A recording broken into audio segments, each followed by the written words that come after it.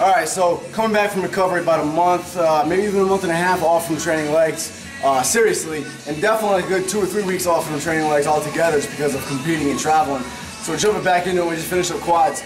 Now I'm jumping into hamstrings. Hamstrings you want to train literally just like the bicep of the arm, because that's exactly how they work. So you want to focus on getting a great contraction at the top of whatever movement you're using. You want to get a real nice and slow negative on the way back down. So I'm going to show you 2 exercises. We're only doing 2 today to keep the volume kind of low, to ease back into it. We're going to start off with one that's great for contraction, a seated leg curl. You want to adjust the end point. So it's right at the end of your heels, right at the end of your ankles I should say. You don't want it up by your heels because it's probably too far away. You got to give yourself some room for it to move.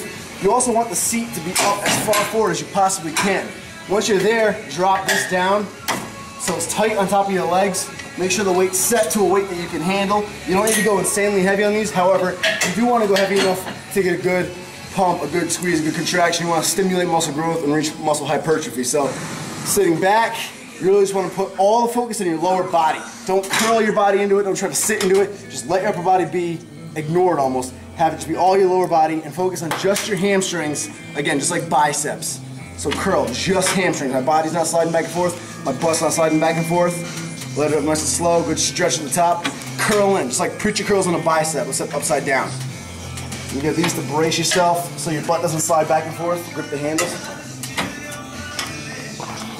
Hamstrings are a big thing that most young kids, young athletes especially, need to work on. I myself need to improve in my hamstring sweep. This is an amazing way to do it, one of my favorite builders.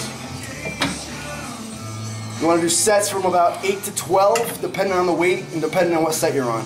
You'll see my back's kind of pushed back right now, but I'm not really putting any emphasis on my upper body. I'm literally just bracing my back against the backrest, and I'm bracing my butt against the seat so my upper body's not sliding back and forth, and I can better focus on just contraction and moving my legs.